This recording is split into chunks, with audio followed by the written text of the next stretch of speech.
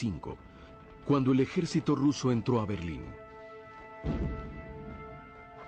Entre los soldados estaba un joven oficial llamado Yuri Valentinovich Konorosov. Él me dijo una vez que en el suelo de las ruinas de la Biblioteca Nacional encontró un libro que había sobrevivido al fuego y a los combates, y lo levantó.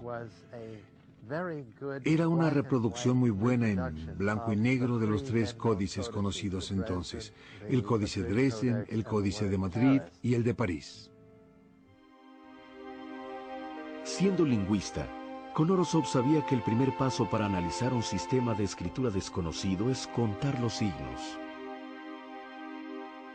Si una escritura tiene entre 20 y 35 signos, probablemente sea un alfabeto que representa sonidos simples. Alfabeto de Somalia.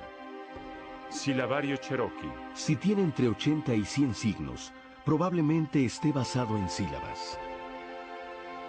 Pero si un escrito tiene varios cientos de signos, seguramente es logográfico, con signos para palabras completas. Un sistema logográfico, como el chino, tiene cientos de signos para miles de palabras. Los escritos mayas tienen unos 800 signos. Demasiados para un alfabeto y muy pocos para representar todas las palabras de un idioma.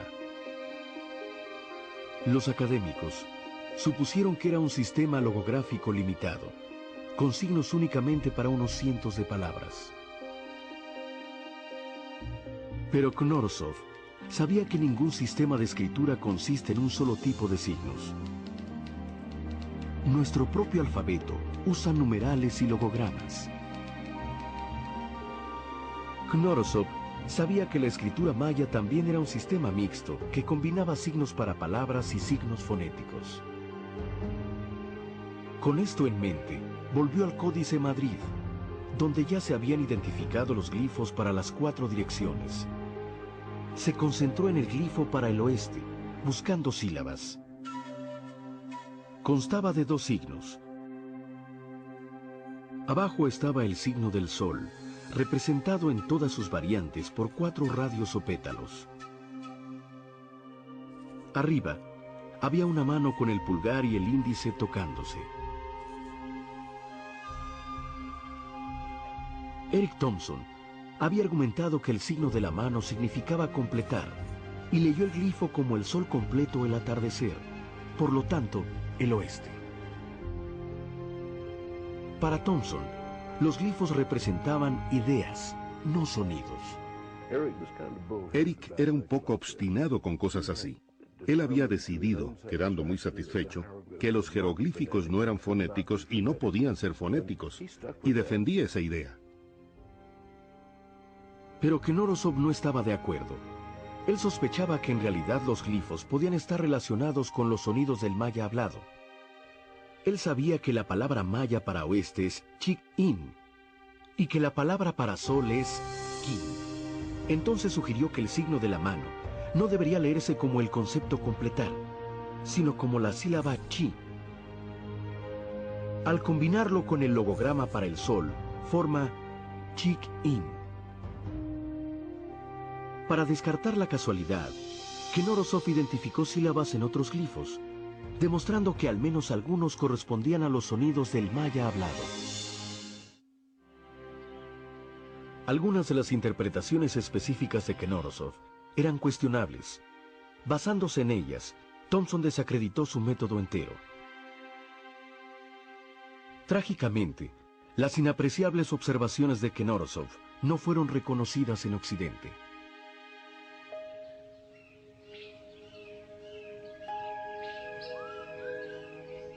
Pero la era de los académicos solitarios dispersos por el mundo estaba terminando. El cambio empezó en Palenque, iniciado por Merrill Green Robinson. Ella había pasado años documentando el arte de los sitios para las generaciones futuras. Mientras ella trabajaba, llegó de visita la profesora de arte Linda Sheely. Cuando caminé entre los edificios de Palenque, yo vi una cultura donde el arte era medular y Realmente llegué a entender quién lo había hecho, el por qué y el cómo. Shelley empezó a ayudar a Robertson. Al trabajar llegó a conocer íntimamente el sitio. Eso le sería útil en 1973, cuando Robertson ofreció una conferencia en Palenque. Ahí Shelley conoció a Peter Matthews, que había pasado el invierno analizando libros con los glifos de Palenque.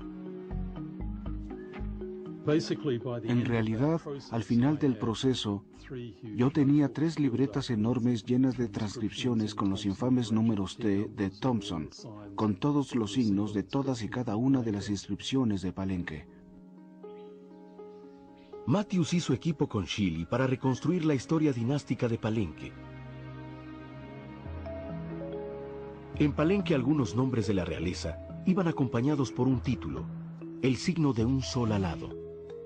Así que lo que hicimos fue buscar, encontrar cada ejemplo de ese título y luego anotar la fecha más cercana.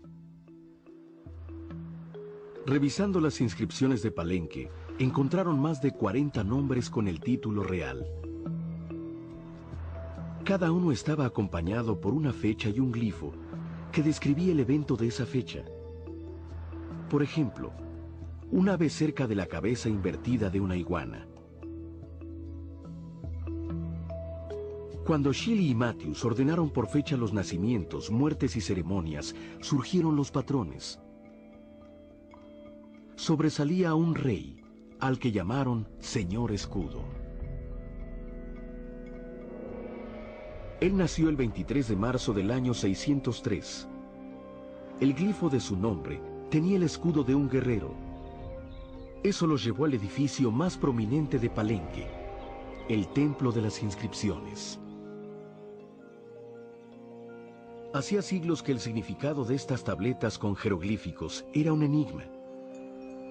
Ahora Shelley y Matthews veían que los paneles estaban llenos de referencias al Señor Escudo y a eventos clave de su vida. De pronto, un descubrimiento de 1948 tuvo un nuevo significado. En la cámara interior del templo se había hallado una escalera oculta que llevaba a una cripta con un sarcófago de piedra caliza.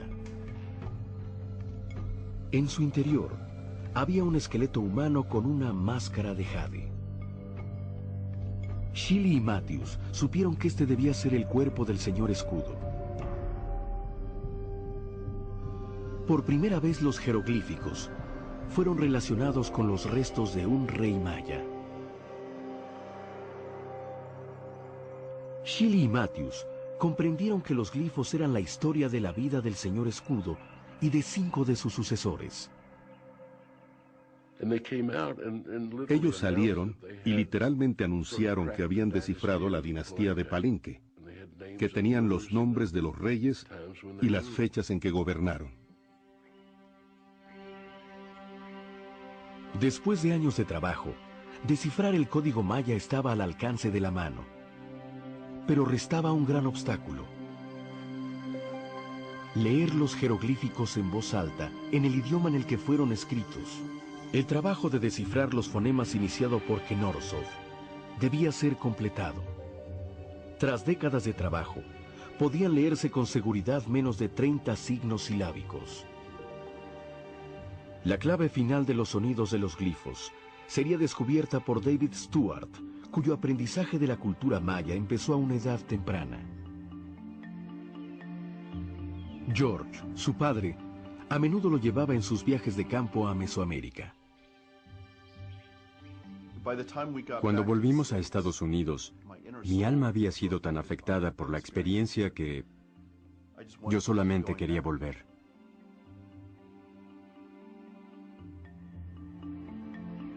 Dos años después, George llevó a David a conocer a Linda Shelley. Recuerdo que yo estaba sentado en silencio en la oficina mientras ella dibujaba un glifo y yo no sé por qué lo dije en voz alta, pero dije, ese es un glifo de fuego. Entonces Linda hizo una pausa. Recuerdo que me miró sobre su hombro y luego dijo, sí, tienes razón, niño, es un glifo de fuego. George dijo que me agradecerían mucho si hubiera oportunidad de que David estudiara conmigo o algo. Así que en un impulso del momento yo le dije, ¿por qué no viene a Palenque este verano? El siguiente verano fue una de las épocas más asombrosas de mi vida.